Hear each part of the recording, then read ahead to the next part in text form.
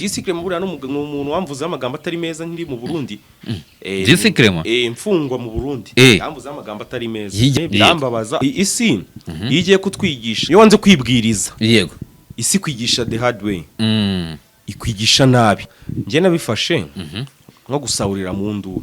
Mbona ko bitagaragaye neza nyine yari ukuntu umuntu akora ibintu akagira ngo akurusha ubwenge.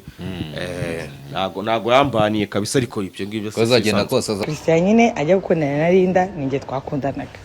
Twari tumaranye imyaka nk'itatu. Muri uko gukundana n'ibiki turabyaye. Tumaze kubyara umwana afite nk'amezi nk'abiri gutyo. Nibwo Christian yakamatanye na Linda. Ni wa muntu udashobora no kwibwiriza. Ngo avuga ati byibuze akira n'ibihumbi 10 ugurira umwana amata. Hari umugore wabyaranye n'ura mugabo wa Linda. Yego. None yaje avuga ko atagiye yita ku mwana. Babyaranye. Yego. Nyakso buriya abantu si wajya bagira ngo uri umugome. Ariko ntago babibeshye niba bari kure kure. Uri umugome. Slim Jesus. Yes, reka mbaye ikaze bakunzi bacu mbasuye mbifurize kubwa neza muri mwese imane n'imande zitandukanye z'igihugu ni Slim Jesus TV. Uyu munsi nasuye Nyakso. Meze neza se? Slim wemeze neza abantu twe twaraburanye. Ashyigiye kinini cyane. Duherukana nk'utsinda muri basket. Nakagenza. Turimo turaboringa gake hariya za Kicukiro. Za Kaciro aho. Za Kaciro hafi ku itente gutya. Yego ariko meze neza. Wowe warumeze neza? Meze neza cyane. Asante sana kunyakira kuri YouTube channel yawe. Yego. Buri abantu bazi. Nta muntu uri ku hariya urindiye. Urindiye wewe yanjye ntabwo ndagiye ntabwo uragiriye n'imyaka yose maze nyihirira shaka wese waba untengushye ntabyo kuragira santi sana abantu bari bazi ko utajya ukina basket wige urayikunda ndayikunda kubera ko nagiye niga no mu bigo bifavoriza umukino wa basket ariko mu by'ukuri ntago navuga ngo ni ikintu ni ikintu navuga ngo nkora cyane kubera urabona siba kubivuga mu mazina naba ngiye kugorana rwose kuntu rwose ninganira naba ngiye kugorana mu bya basket. Yego tugiye kuganira rero hari abantu benshi rero bajya bibaza kuri Nyakso bakibaza bati igihe cyose umaze muri kariyeri imyaka myinshi cyane yego kuri ubu ngubu ukaba ugifite stability abantu bakivuga ati Nyakso yego ni navuga nakubaza ni nk'iriye banga ukoresha kugira ngo nyine ubumeze gutya. Nta banga rindi ryihariye navuga ridasanzwe ahubwo wenda ngenda komeza ni survive kugerageza ko uyu munsi niba urangiye n'uwejo urangira n'uwejo bundi ukarangira gutyo nyine nibyo binsurika nkavuga ni kandi niba nkoze ikintu maraniye gukora ikiza kurusha hejuru n'Imana ikabimfashamo n'abantu tuba turi kumwe nicyo navuga ya.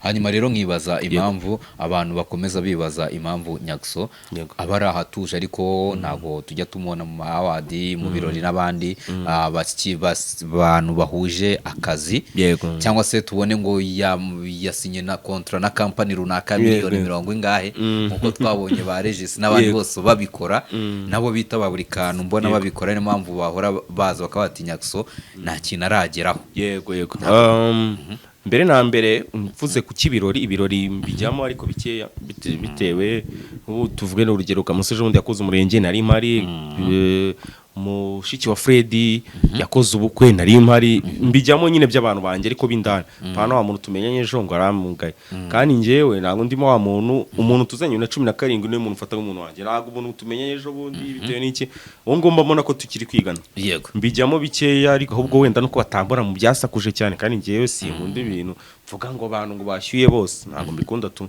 Ikindi ngiye ku cyama awadi uriya awadi umuntu ahireza awadi washaka uwo baziranye yego hazamo n'amaranga mutima icyo ni kimwe ariko n'ikindi niba ntaranayibonye ndacyakora nzabona n'izindi. Uteganya ubu nguri gukora awards? Oya ntago nkorera award ariko bayimaye byanshimisha byagushimisha ubona batagukira batakwanda rating niko babyita barabikora ariko nabo nta yandi mahitamo bafite kubera ko amarangamutima yakuyoboye kuri uyu ugasanga hari ibyo ushaka ko umuntu akora kandi atakora. Tuvuge njye n'urugero, niba bashaka ko award bayipanze ndagira amafaranga nishyura kugira bayime, ibyo ntago nteze kubikora. Rero niba babona ntabyujuje award ntago bayime, so ntago nabarenganya, babona ibyo basaba nabyujuje, avuga ati reka awadi ntayo tuma tuyihaba. Nawe nagwa ugomba kwishyurwa ibikorwa byawe apana. Yego ngomba gushimirwa ibyo nakoze apana gushimirwa kuko nishyuye. Kugura ibyo kwigura ngo ushimirwe, kugura amashimwe, kugura ishimwe. Yego. Okay, tugiye kuganira rero ndagenda nibaza ku bibazo byinshi bigiye bitandukanye. Nyakso buriya abantu si bajya bagira ngo uri umugome. Ariko ntago babibeshye niba bari kure y'ukuri. Uri umugome? Ntago ari ubugome bundi gusa bakereka ndakavuga ngo umugome ndi seriye. Ibyo mbona bitari ku murongo mbivamo, ibidashoboka ndabireka. Ntago njya kuvuga za nshimwe ntago izo ngizo ngizigira. Buryo wavutinyuka wo ngo uri umugome. Niyo mpamvu mise mbisobanura, ntago navuga ubugome bw'abantu batekereza ko banagirira nabo umuntu kandi nanabikoze. Ntago yaba ari nje wa mbere, si gitangaza abaye ari n'icyaha nagihanirwa. Nje icyo nanga buriya mu buzima bwawe nanga kwiyorobeka ngo umuntu ngo aze hano kuri kamera uvuge ngo abantu ngo buriya ngo ngiye ngo ngerageza kubana n'abantu neza, ngo nta muntu ugirana ikibazo na oya wapi tuvuga reality. Ntago navuga ngo nje kuntu njemeze ibintu mbona bishoboka ndabikora, bidashoboka nkabireka nkajya kureka kurushya umutwe rwose. Yego impamvu mwashiye ngo niba abantu impamvu bashobora kugutekerezaho kuri umugome n'iki, nuko mu bantu bose bakinnyi bose mukinana nta muntu n'umwe ndabona uza kuri social media ngo azavuge ngo Nyakso yaramemukiye. Yego mu gihe abandi bo biza bikaba. Ahubwo ngiye ibyago ngira abavuga nabi n'abantu tutanakoranye, abantu ntanazi. Mbona gutyo ugasanga umuntu araje aravuze aranyatatse, ariko abo dukorana impamvu abo dukorana batamvuga nabi nuko hagize n'ikibazo kiba turicara tukakiganiraho tukagikemura. Cyangwa se akenshi n'abantu nkorana nabo usanga ari wa muntu kuvuga ikibazo kuri kamera utabishyizeho umutima ngo avuge ngo ngiye gukora inkuru ya. So ntago ari kuvuga ngo ibibazo tugirana nabo, abantu dukorana turabigirana ariko tukabikemura. Niyo mpamvu ya nibaza impamvu nka Kiramani mu minsi yashize byari byakomeye na Mitsutsu akaza kuvuga ngo Kiramani ni umugome. Kiramani akaza akavuga ngo nimo ngo hari abamunywereye ngo aba yahaye amaraso, sinzi ukuntu babivuze. Akanayihakana ko Mitsutsu atamuzi. Ariko abantu bakibaza ati se kuki Nyakso we ibintu bitajya bimuha kugira ngo ubone nka Mitsutsu yagiranye ikibazo na Nyakso azabivuga. Nuko nta kiba gihari, ntacyo tujye tugirana n'utwo twagirana umuntu aradukemura, biba ari ibintu bisanzwe. Kandi n'ibyo ngibyo abantu buriya ntibakivange mu bintu. Nkeka ko abantu bakoranye sinabonye ari comedy bagiye gusohora Kiramani se nanuza. So ikira ni iki menyetso cyiza cyuko abantu badakwiye kwivanga mu buzima bw'abantu. Abantu niba bashwanye mubareke, niba ari no kurwana barwane bakomagurane, uwemeza undi yemere. Cyo kuvuga ngo ngiye hagati yabo ngo urabaganirije oya, niba bazi ubushuti bw'abakamaro bafitiye. Ubwo rero niba hitamo kuburangiza nibyo ngibyo nibyo bahisa. Hari ikibazo bajya babaza Kiramani bakamubaza bati nagagikwana na Nsabe, nanjye ngiye kukubaza kino kibazo, wapfuye ikina Kiramani ku buryo Kiramani mutagikorana muri video zawe, atakiza muri video zawe? Ntacyo twapfuye ahubwo nuko Kiramani yabaye umuntu munini, afite nawe ize ku buryo umwanya wo kuba yavuga ngo video imwe 2-3 zice kuri Nyakso yagaragaramo biragoye kuko nawe afite ibye arimo. Icyo ni kimwe. Ikindi kintu nje ntabwo nkunda gukora ibintu bidakomeza. Tuvuge n'urugero abantu bajya bambwira ngo garura style ya kera. Ariko style ya kera nshaka kuyigarura nkashyiramo aka video kamwe, izindi zikaba ari iz'ubu ngubu. Ni nkaho naba ntobye amateka rero. Nje nkunda gukora ibintu mvuga ni wenda Kiramani tugiye gukora episode 20 urimo, apana kuza gakina video imwe agatengera akagenda akabura imyaka 2 akongera oya. Aho kujya tukora ibyo twabireka tukibera inshuti kuko bakajya bareba zandi badukunzemo, nazo ziba zigihari ntaho ziba zibiri. We rero ahora yifuza mu biganiro byose avuga ati Imana izamfashe Nyakso azamamagare, kuko ngo niyo yamamagara ndi kuri tele naza tugakinana, kuki utamuhamagara kandi waba byifuza. Niyo mpamvu nkubwiye nyine nuko muhamagaye uyu munsi nshobora gukora continuity ejo simubone bitewe nuko nawe ari bize mu bintu bye, afite ibintu byinshi Kiramani n'umuntu managing aca nafenye kandi zose ziri active. So ntago mshaka ibintu bitazahoraho. Fazaye twakibera inshuti kuko ubuzima bwacu akaboro ka cinema bari nka 40% twanakorana n'ibindi indi mishinga isanzwe. Mugakorana n'indi mishinga yo hanze itari ya cinema. Ugitekereza gukora business zitari za sinema cyangwa urazikora? Ndabitekereza biri mu mushinga, ariko business buriya ni ikintu kigoye, saba kubanza kwitonda cyane ko sinema amafaranga aracyarimo, umuntu abayeho neza nta kibazo afite, so ntago ari ibintu nahita nihutira, ariko bibaye byiza Imana ibimfashijemo nazabikora. Yego wazabikora ukaba wakora business yawe. Tukiri aho ngaho n'ubundi nahise nabonye numwe muri bagenzi bacu, nabonye nawe yakoraga kuri YouTube ubita DC Clement, nawe yari yagerageje gukora business hanze, ariko yaje kurangira atawe muri yombi. Wakiriye ute kubona DC Clement yafunzwe? Ntabwo kesi ye nyizi fresh, ko nge nabonye post yakoze asobanura ibintu byose abantu barimo barasenya, nongera kubona bavuga ko bamutaye bamufunze, nongera kubona niba ruwa isaba imbabazi, ntago ndamenya kesi neza ko ihagaze naho byinjirimo, ariko rero byose ntago mugenzi wawe yakora iki, ntago yafungwa ntabwo yafungwa ngo bigushimishe. DC Clement buriya n'umuntu wamvuze amagambo atari meza nkiri mu Burundi. DC Clement mfungwa mu Burundi yamvuze amagambo atari meza. Yijya kuvuza aya magambo ntago ndi kuhita nyibuka neza, kubera ko ni benshi babivuze, ya nkuru bayi breakinze bakayibreakinga mu buryo bubi. Turanahura ndanabimubwiraho, ariko sinabimubwiraho cyane, birambabaza, ariko ntago ndi umuntu wababazwa nuko umuntu yafunze. Icyo gihe uri mu Burundi, igihe wari ufungiye mu Burundi? Mfungirwa mu Burundi. Yakuvuzeho inkuru birakubabaza? Yamvuzeho inkuru itari nziza kabisa, ariko ntago nakishimira kuba yafunzwe, kubera ko gereza nzu kwijyana, baca inkoni zamba usabye imbabazi arazihabwa, cyane ko ntago ari isubira cyaha wenda kuva ari ubwa mbere, buriya nawe yize isomo tu. Icyo gihe yarakubabaje cyane ku buryo wumvishe umwegereje umutima? Njyewe urumva yarambabaje, none nge nanga umuntu mvugaho ibintu bibi tutanaziranye, buriya tuziranye navuga ati uyu muntu wenda afite n'uko nzi, ariko umuntu tutaziranye nanga umuntu mvugaho ibintu bibi tutaziranye tu, aho kugira mvuge ibintu bibi wakicikira uboye bona nta kizo wavuga. Nese nk'umuntu wakuvuze nabi igihe wari ufunzwe, aka kanya akaba aribwo bwa mbere yageze muri gereza? Nibwo bwa mbere afunzwe? Nibwo bwa mbere afunzwe. Urumva aka kanya ubwo ahari, urumva nta bintu ari biri buze kuba byamwigisha, cyangwa se ari buze kuvuga ati buryo umuntu ari hariya hari ukuntu abatabayeho? Of course gusoma bagomba guhita ryiga, kandi ni kwisi ikora, si buriya ikintu cyose ndavuga wenda cyubahiro, agasuzuguro, urukundo, care, affection, ibi byose biri reciprocal. Iyo mbiguha nawe urabinsubiza. Umuntu atakubashye biragoye ko wamwubaha, kwenda ari icyo mutezeho, ariko nabwo biragoye. So ibintu rero iyo ugiriye nawe mugenzi wawe ujya umenya ko nawe uri ku isi ushobora kukubaho, iryo somo tu, ariko ntago ushobora isi iyo igiye kutwigisha, wowe iyo wanze kwiha, navuga iyo wanze kwibwiriza, isi kwigisha the hard way, ikwigisha nabi. We iyo urebye uburi ushobora gukora ikintu ukabona ibintu wakoze n'amafuti, ahita ambwira ni Sirimu nagukorera amafuti ngagusaba imbabazi utanabimbwiye. Iyo rero nihagazeho nkavuga Sirimu sebe iki n'ibiki, noneho isi rero iti kwigishiriza kandi mu buryo bubi.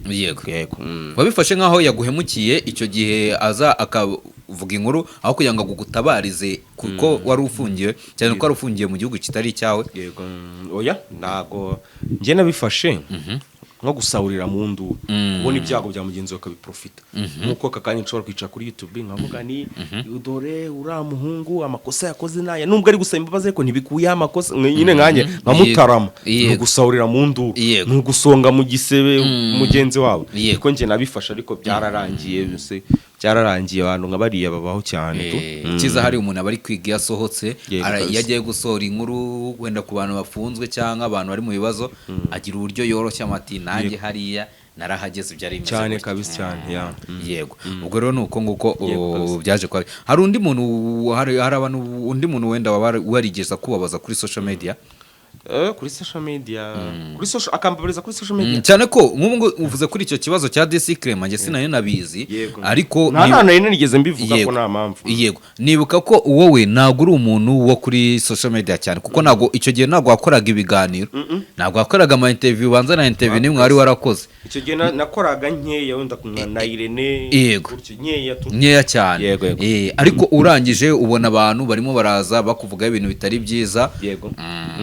hanyuma rero ni ukuvuga ngo niwe na wundi muntu wakubabaje muri ibyo bintu urebye baba bahari ariko buri igihe cyo kubivugaho kiba kizagira ntago nahita mvuga kiba kizagera ntago nahita mvuga ngo uyu nguyu ngo yankoreye ngo yankoreye oya bafite nzabivugira cyangwa se sinzanabivuga hari igihe kigera hari igihe kigera ukabivuga cyangwa se sinzanabivuga ko nta ibintu birimo negativity nge si ntabwo mbyumva abape nagari byanjye cyakoze buriya ariko byo nari nabivuzeho ndi muntu wambabaje ni Bob Pro Bob Pro afite n'indirimbo nziza yitwa Kiri gute ni nziza kabisa ndanayikunda ariko we ubwe nk'umuntu biragoye kubera ko bana so Bob Pro yakubabaje gute urumva nabivuze igihe kinini ni indirimbo y'umuhungu wawe se urumva bawe bari bafite indirimbo urumva soundinga neza cyane ngiye ubwe aranyibwirira arambwira ati wowe nkorera iyi challenge nawe nugira akantu ukenera mu mastering nzagufasha mpita nibuka ko baoye na bajokeri bafite indirimbo soundinga fresh ndavuga ni koko ndamubwira ati okay wamaye umunsi ampa umunsi ugeze yarankapinga agenda nkwepa kandi umuntu yateze nakodesheje imodoka iki mbona ko bitagaragaye neza nyine ari ukuntu umuntu akora ibintu akagira ngo akurusha ubwenge ntago yambaniye kabisa ariko ibyo ngibyo ko azagenda kose si umuhanzi se azagukenera muri video ni ibisanzwe kuri social media hano ubundi wisanga ukeneye umuntu ukabura niyo mpamvu kubana n'abantu neza aricyo cya mbere mwana nicyo cya mbere yego turaza kwibaza n'ubundi ni ibintu bigiye bitandukanye ubwo urumva nari nkomoje kuri uwo ngo disikrema bitewe nuko wari uvuze ku bintu bijyanye n'abantu dukora akazi kamwe ko na business zo ku ruhande yego none nigeze no kukubaza kuri bano ba Kiramani ikibazo bagiranye ariko Nyagso nigeze kubona ko cyangwa ntabwo nigeze n'ubundi n'ubungu niko bimeze nabonye ko ufite umukunzi yego kabisa uri mu rukundo yego ni ibintu abantu benshi babonye noneho tukibaza ko ubu aka kanya wowe ufite umukunzi ariko abandi batandukanye abandi bo muri ku rwego rumwe aba comedian aba star bose bazana abakunzi babo kuri social media bakabigira nk'ubucuruzi wowe kuki utazana umukunzi wawe ngo utwereke vlog umukorere prank wamufatanye n'ibiki nanabikora nemera ko hari ubuzima ukwiye gushyira hanze hari no udakwiye gushyira hanze njye niko mbyemera ariko si ukuvuga ko ababikora mbaveba cyangwa se ukuvuga ko nanjye ntabikora ahubwo buriya umuntu aba afite impamvu ntajya ku hano ngo uvuge cyangwa n'iki ariko njye nemera ko ubuzima bukwiye gutandukana bwo kuri social media nubwo mu rugo yego nanabikoze hari aho nagarukira ntabwo nakora nk'abandi naba ngiye kwigana ntabwo nakora ibiri simple bisanzwe yego bisanzwe tugame dusanzwe yego kabisa apana bya bindi ngo mwatandukanye byagenze gutya inshuti ya Regis ujye uyigira inama ko mbona ikabije kugumirwa Jise namugira inama gutanduta oya akabije kugumirwa rero umukobwa wese wakundanye batandukanye wese wakundanye batandukanye nese buri kibazo ni Regis cya kibazo n'abakobwa kibazo ni Regis ngire byose hari ufite ikibazo kibazo ngo abari Regis nyine nese ugose okay urumva ubwo nimba uwa mbere bakundanye bagatandukana uwa kabiri bagakundana bagatandukana umwe kibazo atari we twishobora no kuyishakira no ku bakobwa ndashaka yarahuye n'abakobwa badashobotse cyangwa n'iki ariko nago ndi hano kujajinga mvuge ngo n'uyu nguyu gusa nemera ko ibintu byose bigira itangiriro bigira n'iherezo Regis rero yego niba we yumva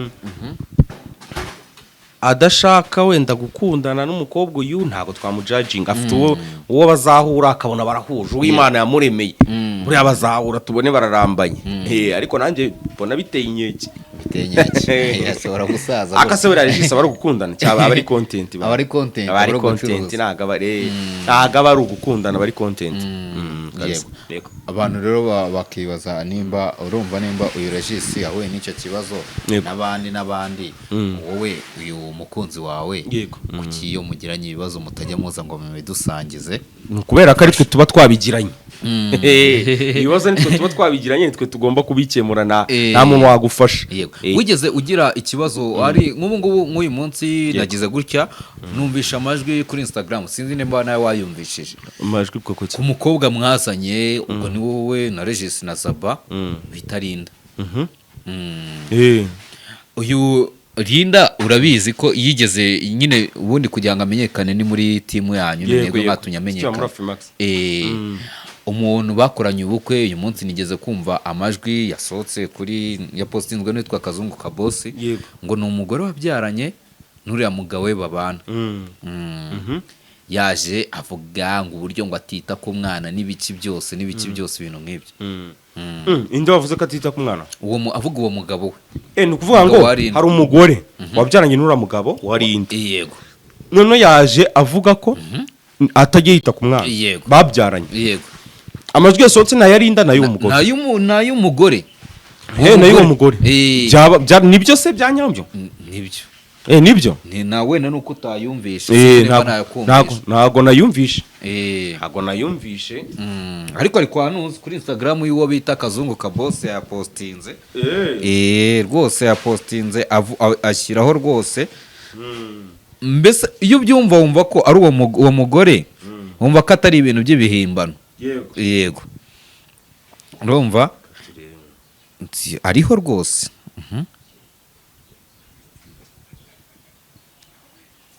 urayabonye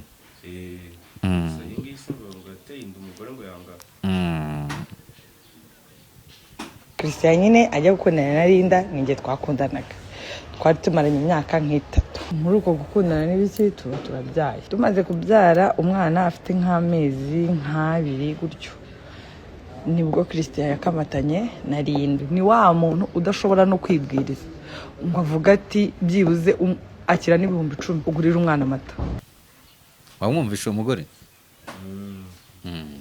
none se ubwo njyewe ikintu nabivuga wenda hagiye kwinjira ibintu muri deep hagiye kwinjira mu bintu cyane yego icyo nabivugaho ibi bintu byo kuvanga umuntu yateye inda ahantu ngo nayita ku mwana ni ibintu bisanzwe nubwo yaba yarabikoze ikintu ngiye nangiye kukubaza wenda suko ibyo bintu byasohotse nangiye kukubaza wowe wigeze uterwa imijugujugu n'umukunzi wawe ukabona abantu batangiye kubarwanya igihe wamugaragazaga cyane ko wahise urekera kumugaragaza oya ntabwo nahise ndekera ahubwo kuri YouTube oya ntabwo nigeze mvuga ngo ntewe imijugujugu igihe cyose commentaire ziri negative ntabwo zabura ikintu icyo ari cyose nubwo wakipostingira ifoto ya wicaye gutya ntago comment mbi zijya zibura ntago zabura urumva ntago zabura cyane kuri TikTok ubwo rero njyewe ni ibintu bisanzwe comment ziri negative ariko simana nakizibuka niyo nyibonye mbona ko kubera ko umukunzi ninjye wamuhisemo nta nubwo mba mukweretse ngo umushime njyewe iyo namaze kumushima nuko njyewe social media ni izanjye ngomba gushyira ibyo nshaka umukunzi wanjye ngomba kumushyira niba bitagushimishisha kuba ugushimisha we ntabwo wigeze uterwa imijugujugu kumva bitewe bishobora kugutera ikibazo oya wapi nta kibazo byigeze bintera njyewe wapi ntabwo nabigeze bashaka kubasenyera oya kare wapi ntabwo banabishatse biragoye ako ntabwo wagiye mu bukwe bwa Linda kuki atagutumiye ntabwo niwe wabaza impamvu atantumiye kandi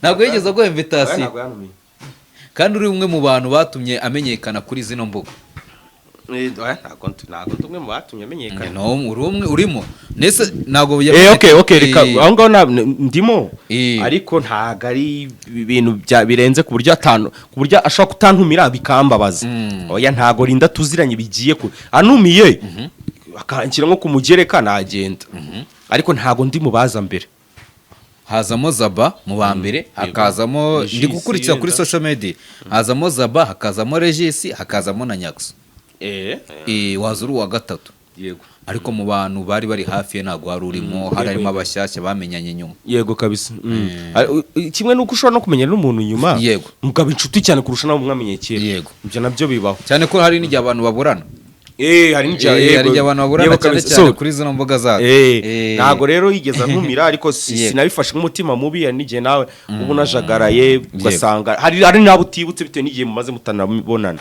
Yego muri kariyeri zose hari abantu bajya baba underrated cyangwa se bagacishwa bugufi bitewe n'ibyo bakora. Muri comedy ubu niwe mu comedian ubona urenze ariko abantu badahereza agaciro. Mavid muri acting ni Mavide mu rwenya Rufendeke Rufendeke ararenze cyane stand up stand up comedian cyangwa ahubwo nuko uratabona umwanya wabyo nadakora cyane ngiye ngira ngo umwanya arabona ntuso wabura umwanya gute wabura umwanya akazi wabubaye ute akazi gutunze ntabwo akaburira umwanya ahubwo mbona ibyo byose hari urwego ariho kandi rushimishije ariko yagakwiye kuba ari ku rwego rwo hejuru. Ikintu kiba kibura rero ni igihe cyabyo cyangwa se n'utuntu uhuza utuntu tumwe uko batanga amafaranga make muri biriya biboro byo bya stand up. amafaranga arimo ahubwo kandi wanayita make bitewe nayo ari muri genzi gusa. Hari ahandi hantu stand up comedian ziba kenshi cyane banapanga ziraba hari izijya ziba ariko zitari popular cyane. Yego ariko urumva Gen Z niyiba yisubira ihoraho urumva ariko n'amashobora nk'ubu ngubu ari niyarayibaye ya Joshua ari muri kaka ariko kwa Bisuso amanuza araba ahubwo amafaranga nta hana ajya menshi nta n'umuntu uba uba satisfied ahubwo wowe wabibyaje umusaruro ushobora no kujya muri stand up uka performinga ugahita wakura connection umuntu akaguha wenda ni warize kubaka akaguha ikiraka cyo kubaka bati ni warize no kubaka uri mu comedy mwino wubaka n'urugero.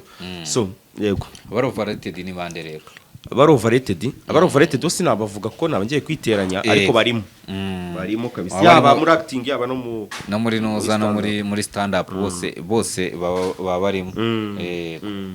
Hari igihe wigeze kugera mu gihe ukumva ushatse kubareka bino bintu bya comedy? Yego nakigezemo ariko nasanze naje gusanga bwari ubugoryi. Nago nkwiye gufata impano Imana yamaye ibintu abantu bose benshi ibintu abantu benshi bifuza ngo ngiye ngo mvuge ngo mbivuyemo ndacyari urumva niba Gracie yamaze imyaka 30 muri industry ngiye nkaba ntaramara ni 10 ngo amaze 35 inari ngo yajemo mbere ya Gracie. Yes twakoranye ikiganiro arabimbwe mbere ya Gracie yambwiye ko we amaze imyaka 35 Gracie yaje nyuma ye. Byaba ari byiza cyane urumva abo bose bakaba bagikora bacyakitinga bakikora ngiye ntaramara ni 10 ntago nkwiye kuvuga ngo ngiye kuvamo kandi ntacyo nayiburanye. Ibyo mfite akakanya twaje no mu bihe byiza twaje no mu bihe biryoshye twaje no mu bihe biryoshye bya YouTube urumva rero naje nasanze ari ubugoryi ndavuga ni oya nta mpamvu iki cya kigiye gutuma uvamo. Mbere na mbere nabonaga style nkoramo nakunda itinjiza amafaranga afatika. Yego ndavuga ni rero wakujya umindure style ibi bintu wabireka nibura nkashaka ibindi ariko style si umwimerere wanje ibintu ngiye nkunda. Ndavuga oya uyu mwimerere nshobora kuwuhindura ukundi kuntu nkashyiramo hari ukuntu jibiryohereye cyane kavuga ati ninyifungurira itibiha reka mbireke kavuga ati reka mfungureho gake kugira ngo ibashe gutubuka. Rero nanjye narafunguye kugira ngo bibashe gutubuka byinjiza amafaranga kabisa. Ubwo rero ababireba nuko unyihangana nta kundi nayandi mahitamo nawe ntago wakishimira kubona umfana ukabona mbayeho mu buzima buwaya gutya. Yego ujya wifuza kuba habaye nk'ubushobozi wakifuza kuba wasubira muri style ya kera wakoraga? Cyane ngewe nifuza ko ubushobozi bubonetse ubundi industry mu Rwanda twakiberaho nk'abantu muri Nigeria, South Africa cyangwa muri Amerika. Muri Amerika bari nk'aba muntu ushobora gukora bank imwe mu kwezi kose cyangwa bank imwe mu mezi 6 ariko ikamusunika ikamusoza umwaka kiri on top.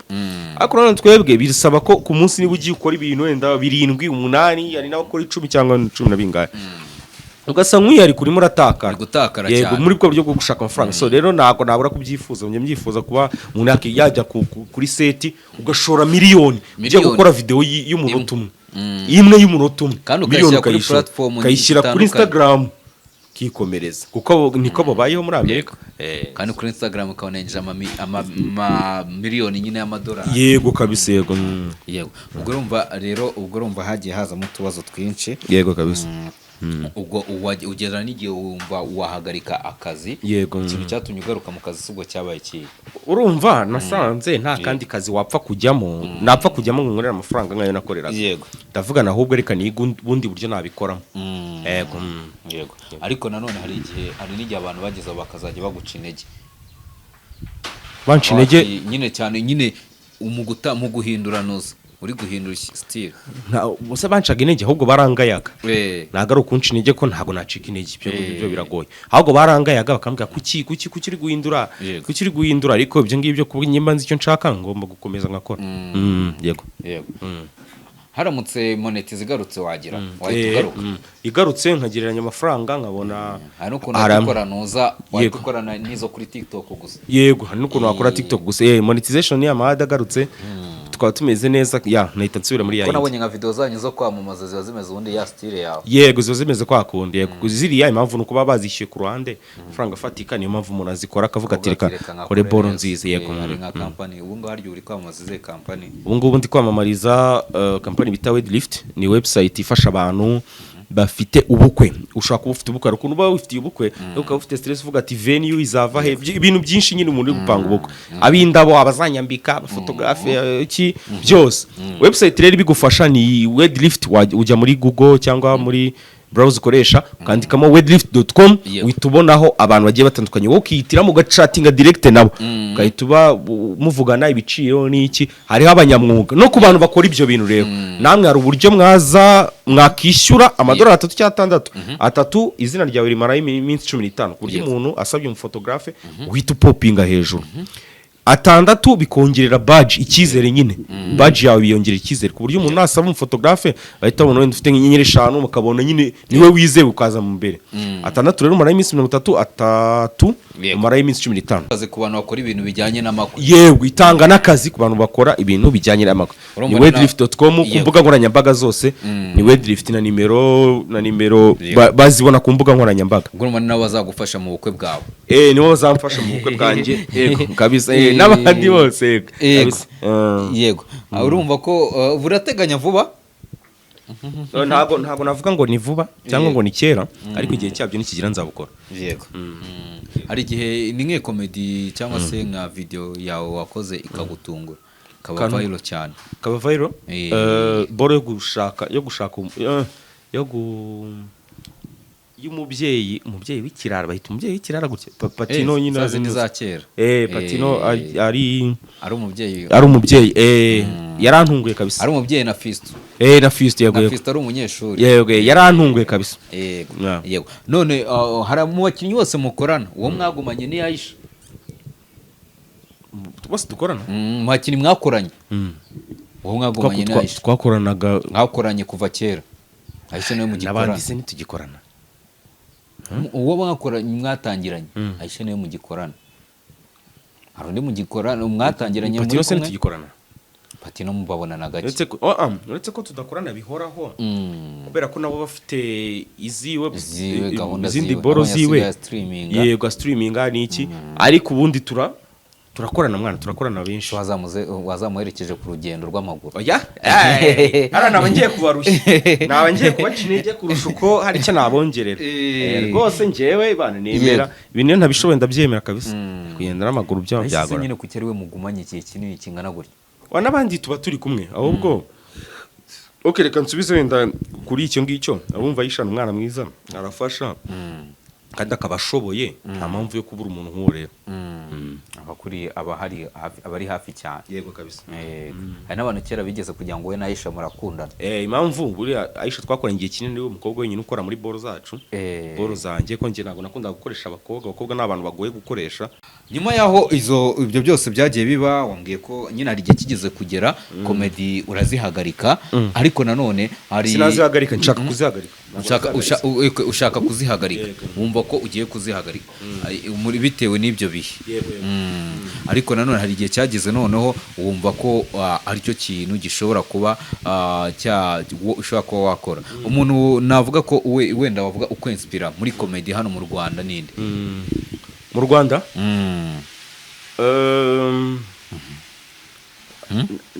biragoye mu Rwanda. Mu Rwanda biragoye kubera ko ntawe dukora ibintu bimwe. Yego. ariko navuga njyewe wenda nka batatu nemera. batatu ba comedy Yego. Inde? Amakomedi ngiye nshobora kuvuga batatu nemera. Nemera Gracie, Nyomvyaste, Kanyombya. Kanyombya. Yego, na Rutura.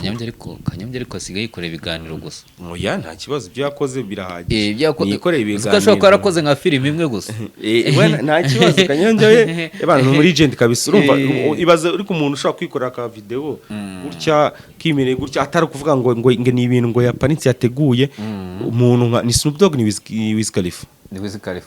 Akaga posting urumva ibyo ni ibintu bikwereka ko umuntu yifitemo impano ariko twereba ibintu tuba twapanze twashoye twagize akaba atakari posting ariko ikiboro yikoreye mu kiganiro gutya gusa bira ni ibintu bikwereka ko umuntu yifitemo impano karema. Ese kutamuzana muri boro za kutaramukoresha na rimwe mbona ntaho yafitinga muzo dukora ubu ngubu ntaho mbona yafitinga ariko mbonye aho yafitinga namuganiriza nabonye bagiye kuba bamugarura nigeze kubona hari ukuntu abantu bajya babaca intege nigeze kubona nka Kiramani yego nuza Scovia amuhagarika amuga ati ibintu wakoze ntuzongeye kubikora nejo nabonye ari video yigeze gutrendinga ejo ku munsi w'ejo ya pirate wo muri Genzi nimba yari yavuze kuri Haruna nabi ibintu bibyinuza wari umuntu yigeze kuguhagarika akaguhereza warning aho ati ibi bintu ntuzongeye kubikoraho oya nawe nje ntago birambaho kubera ko ngiye boro nikorera ni boro ziraho ngaho zisanga z'ubuzima busanzwe ntago njya deep mu bintu byinshi nirinda kwivanga mu bitandeba nje nkikorera izangi ko rero bishobora kuba ntago mvuze ko bitaba ariko ntago kugeza ubu ngubu nawe uramagarika ngambwire gutya tegeza ko myaka 10 nka nyaksa zabameze gute myaka 10 myaka 10 nzaba ndi umugabo ufite umuryango wishimye muri kariyeri nago ni projectinga ibintu byanjye biri mu rwego ruri international ibintu byanjye nibitagera hanze rwo hanze ibintu byanjye nibitagera hanze ngiye nzagerayo kimwe muri ibyo wowe zigira hanze kimwe muri ibyo ujye kuzikinira hanze nka nshobora no kutazikina nkazivamo nkigira hanze tu Prince amakuru yo numvise Prince ameze neza ibereye hari hanze nawe bana ameze neza kabisa ahubwo yagize n'isabukuru Vineri mwifurije isabukuru nziza mwana Vineri bamwita Vineri niko ngiye mwita niko mwita yego okay reka twigane ku musozo w'ikiganiro cyacu wenda ubutaha tuzakwana n'ibindi biganiro yego tudasoza ntavuze abakire banje ariko nkabangaye abakire tudasoza nka cyeje abakire abakire ugomba kuvuga na Wedrift nayibabwiye ikindi mubabwire ku bantu bashaka kwiga amategeko y'umuhanda mu minsi 2 cyangwa 3 bitewe nuko ufata ukaba ubonye provisoire n'ahandi ni mu isoko driving school 088 3481 ni ukuvuga ngo umwihariko wacu wishyura watsinze ikindi mvuze wihuta ariko ndayisubiramo nta kibazo wishyura watsinze ikindi dufite amacumbi ku bantu bava mu ntara yego ubwo rero nimero ni 0788 3481 isoko driving school yego abo ngabo n'abandi ahandi nkubwire ko ushaka telefone nziza atari ya telefone foto ukajya kureba ifoto wiherereye cyangwa ya telefone ushobora kuza siri nkahita nkubwira ngo wamfotoye sky nanjye mfiti yanjye urumva ngo fotoruze kukanyureza kuri WhatsApp telefone nziza ma GBL ma PlayStation ibikoresho bya electronique byizewe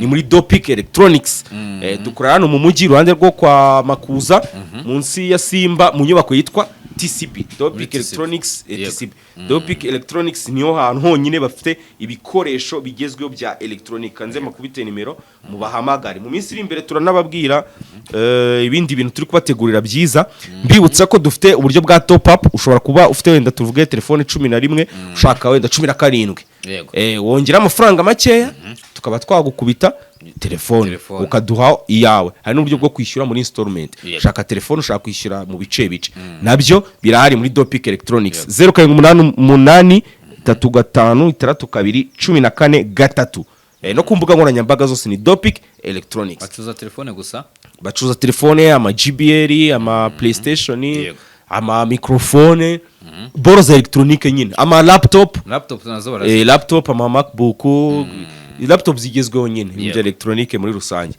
so abandi bantu katurebe ahandi hantu nababwira ni muri Mitsutsu Karento ushaka gukodesha imodoka nziza tuzagwa akazi oya Misusu ni umuvandimwe narakipanze si ngombwa gukama kuko waravuze ngo abakire bawe Misusu nawe se ari mu bakire banjye nyine urumva ushaka gukodesha imodoka nziza yaba muri Kigali cyangwa mu ntara ukajya muri pikiniki umuryango iki imodoka y'ubwoko ubwo ari bwo bwose yaba ushaka kuyifata ukwezi yaba icyumweru yaba umunsi wahamagara Mitsutsu ni 0782 muri Mitsutsu Karento kabisa nibo bantu babikora neza cyane ndumva rero byaba ari ibyo ngibyo utavuze ku muhanzi wawe ko nabonye hanyuma rero dufite Oye Beat abantu bamaze kumumenya Oye Beat nane ukako ari gufasha impano nawe ufite umuhanzi yego Oye Beat rero afite indirimbo cyase bita ubuzima bantu mukunda Oye n'umwana wanze Oye okay mukunda impano abantu bakunda impano nta kibazo Oye niwe muhanzi ubu ngubu wakumva indirimbo z'ubwoko bwose arazifite ibe gospel ibe ntabishego birimo ariko ibe indirimbo cyashye rero ihari yitwa ubuzima iri kuri YouTube ya Oye na ya na eshatu muyirebe muyisharinge nimuduhe ibitekerezo turi hafi no gusora indi mu minsi iri imbere wenda tuzagenda tubamenyesha mwitaho nago turamenya izina cyangwa tumenye dukurikiza ko indirimbo umuntu aba yararikode indirimbo nyinshi ariko tuzabamenyesha ku mbuga nkoranyambaga banamufollowing yitwa Oye Beats wabaye manager ubu ngubu we ntago ari manager mufashe dukorana nk'umuvandimwe nagize ngo ni mu diaspora gutayemo Oye niyo bwa mbere mbona indirimbo Oye ni mu diaspora y'u Burundi ariko ubona asa nk'aba diaspora se kereka ari uw'i Burundi kuko ubundi igihe bwa mbere numva indirimbo ya Oye ni nayo nakunze ariko yagiye indirimbo nziza cyane indirimbo bita Montana warayikoze kabisa ukora ama challenge navuga Montana twayikoreye challenge pe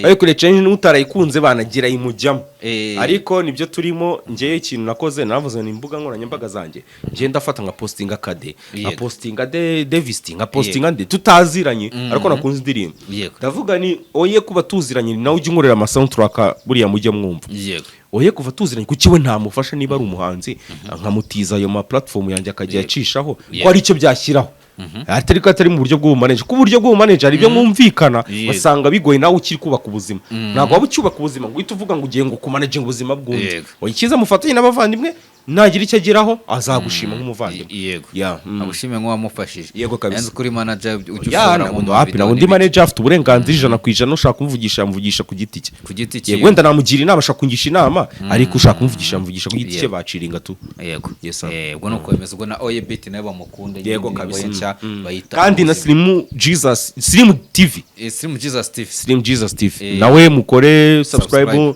bana nawe mu supporting kabisa nawe bana arimo arabizamo neza tu sawa urakoze reka mushimire asante sana